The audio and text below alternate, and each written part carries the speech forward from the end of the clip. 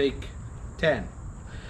G'day sports fans, welcome to the second episode in the Romaniacs Top Tips series. I had some great feedback from the first episode, so make sure you like, subscribe or whatever to get notified of every episode for the rest of the series. Episode 2 comes from Sibiu. Yes, I did that on purpose. So top tips on what to do when you get to Romania before the race starts. Let's get into it. You need to arrive early enough to get over the jet lag and have a few warm-up days, but not too early as you might slip into holiday mode just before you start the world's toughest enduro. The race always starts on the Tuesday, so get there on the Friday before is my advice. Then, if you have some time after the race, you can stay and have a look around then. Ride with the locals on your hire bike for at least 2 days before the race starts. Get a feel for the bike and the terrain and get tips from them for the race. These guys know what they're talking about. The hills are very steep in Romania, but there's also a lot of solid rock for grip. You might not be used to this. Get used to riding crazy narrow ridges and sketchy bridges. Don't look down. Honestly, if you fall off some of these, serious injury is a possibility, especially in the higher classes. Use these days to test out your gear setups. Adjust the bike settings like power valve, suspension, handlebars, etc. And don't be afraid to ask the team for changes to the bike. They will do their best to help you out. Yes, you can add your own parts to your hire bike. I didn't, but I saw a lot that did. Handlebars, levers, seat, etc. I would definitely recommend asking your team for a gripper seat cover if the bike hasn't already got one. It gets muddy in their mountains, and for me, gripper seats are essential. Also, the bikes don't come with GPS mounts, so you'll need to bring your own. You can either use your own goggles for the race or use the supplied set. If you do use your own set, I would recommend clear lenses, as under the Carpathian mountain tree line, it's very dark.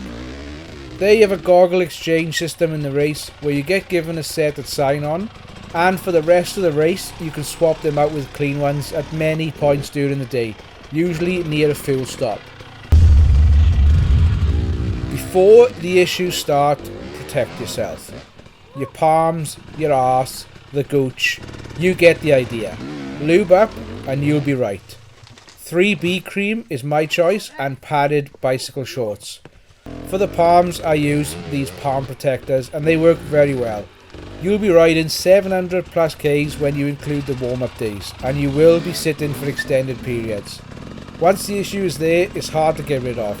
Preventative maintenance is the key. Remember the old saying, nothing new on race day. Make sure all your kit is well used before the race starts. Helmet, boots, pants, everything.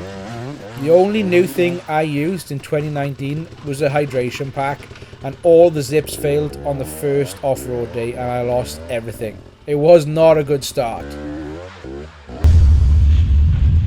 Before the race starts, eat and sleep well and build up them stores before you start the 4 off-road days.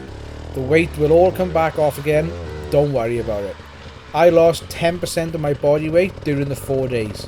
Granted, this was a good thing for me, but if you haven't got much weight to lose, then you'll be in trouble. For your first run on the prologue course, you will start around 10-second intervals. So you should be able to pick the line for the run without any traffic. Study the course with a few fellow riders to get your best chance of getting a good time and being higher up in the start position for the first day. It's only the top 25 in each class that go through to the final, don't forget, so you will more than likely only have the 1 lap to do. This was enough for me. It was the most nervous and punishing 10 minutes of the whole race. And last but not least, a question sent in to me by a subscriber. Are the toilets at the start of the prologue? No, James, you're just going to have to shit yourself. So there you go, that's a wrap for episode 2. Hope you enjoyed the video. I'm going to finish off building this bike now. So keep riding and we'll see you on the next one.